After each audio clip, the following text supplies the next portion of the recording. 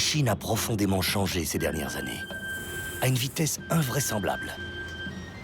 La transition d'une Chine rurale vers une Chine urbaine, métropolitaine, a rendu possible la création d'un nouveau paysage ayant une architecture d'avant-garde. Une nouvelle réalité qui intrigue de nombreux visiteurs. Depuis longtemps, la Chine et l'Europe sont étroitement liées par les routes de la soie. La fameuse épopée de Marco Polo s'est répandue dans le monde entier. Aujourd'hui, le tourisme est devenu l'un des moyens les plus importants pour améliorer la compréhension mutuelle entre les citoyens chinois et européens et d'ainsi promouvoir les relations sino-européennes dans la nouvelle ère. À ce titre, de plus en plus d'Européens décident de s'installer en Chine. Philippe, un expatrié français qui vit en Chine depuis des années, vous conduira dans l'est du pays, dans la surprenante province d'Anhui. Philippe Furic a quitté la Normandie il y a plus de 20 ans. Rendez-vous dans son établissement typiquement français. Depuis 2002, je suis à Refait et c'est vrai que cette ville a changé entre-temps. Je suis marié avec une femme qui vient de l'Anhui, qui vient directement de Refait. Et c'est vrai que depuis 2008, nous avons décidé d'ouvrir un café chocolatier qui permet aux gens donc de découvrir la culture française tout en étant dans l'Anhui.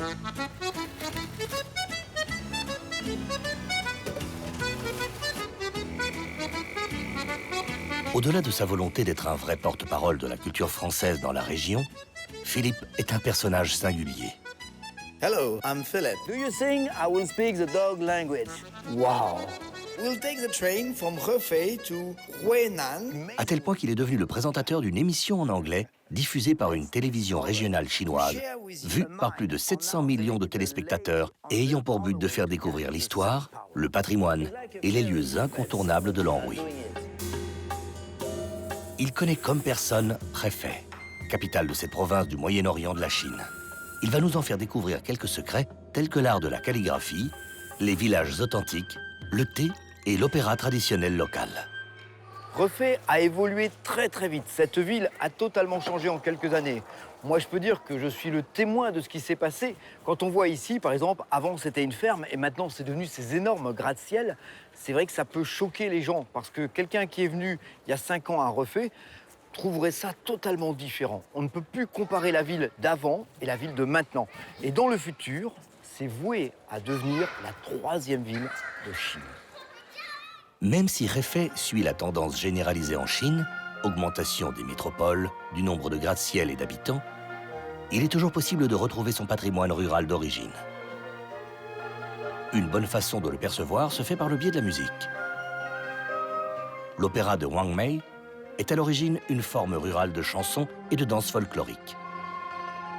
Ce style est unique dans le sens où la musique ne ressemble pas au rythme typique de l'opéra chinois. En effet, une attention plus particulière est apportée au chant plutôt qu'à la mise en scène.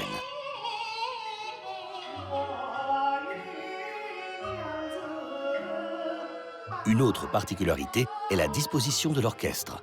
Il n'est pas dans la fosse comme dans les opéras occidentaux, mais caché derrière la scène. Le Tianchengpei, un théâtre de quartier, reste, d'après son directeur, le principal promoteur régional de l'opéra Wang Mei.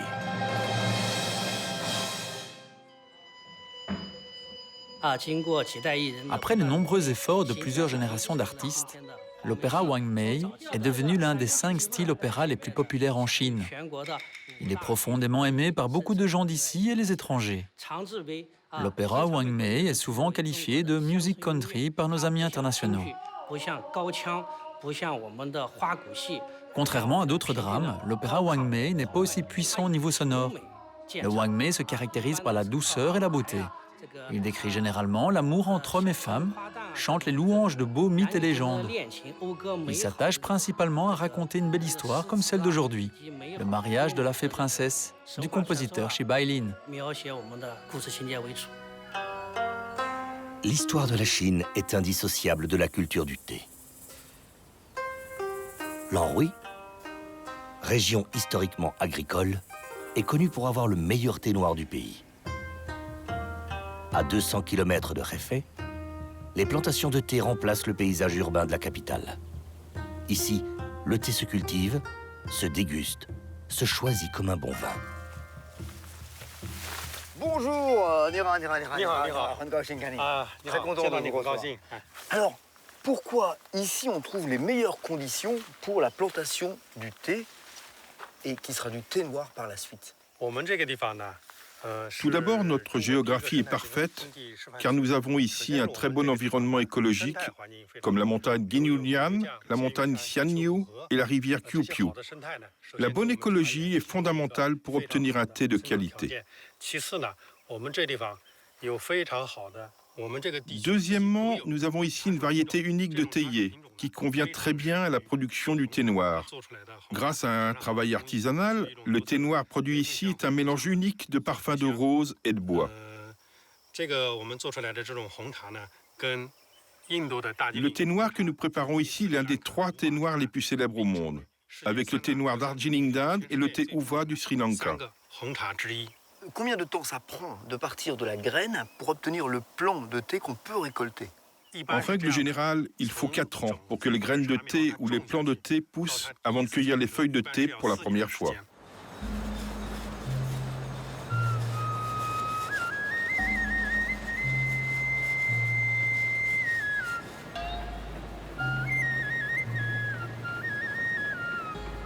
Tous les thés, à la base, sont verts. Mais ici, le processus va nous permettre d'obtenir un thé noir. La grosse surprise, c'est le séchage de ce thé. Ici, la première action, c'est de le faire sécher pendant au moins 3 heures à 50 degrés. Puis après, ce thé va être chauffé pendant une nuit avec un charbon dans des sortes de petites nasses en bambou. Il n'y a que du bois, aucune pièce métallique pour ce thé. Après ce premier séchage de une nuit, on réussit à le faire tamiser pour les séparer, les petits, les grands, qui après vont être mis dans une pièce à maturer. Cette maturation va permettre d'obtenir ce fameux goût du thé noir de l'Anhui.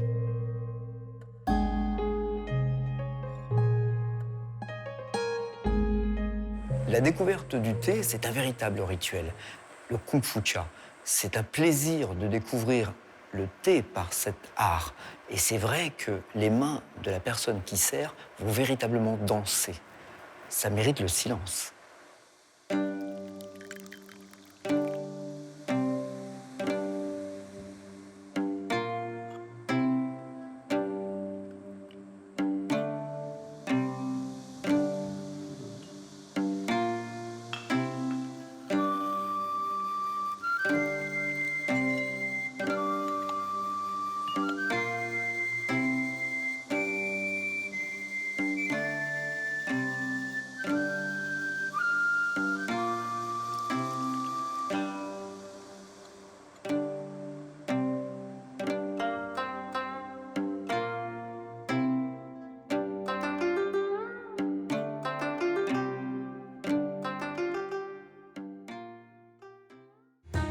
Au sud de l'Anhui, un trésor architectural nous attend, le village d'Angson.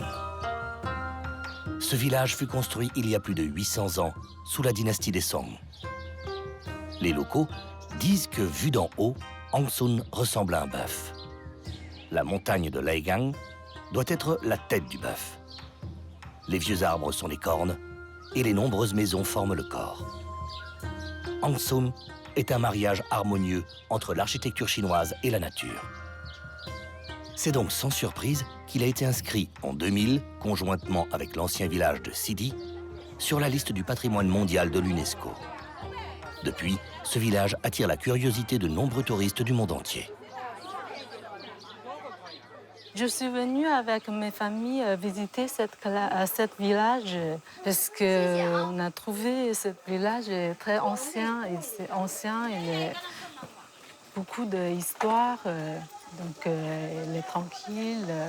Hier soir, on a passé une nuit ici. On a très bien dormi pour petites vacances, voyage. On trouve c'est parfait. Oui, c'était très bien.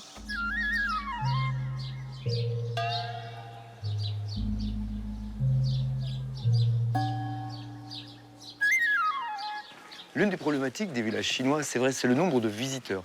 Alors ici, dans la ville de Ronzhong, ils ont décidé de poser des portes. Ça permet de filtrer le nombre de personnes et ça permet aussi, pour ceux qui ont la chance de venir là, c'est de voir cette architecture unique du sud de l'Anhui, avec donc ces fenêtres brisées, ces toits qui rentrent dans les maisons. Et dans ces maisons, on peut effectivement, à la fraîche, manger cette nourriture unique de l'Anhui.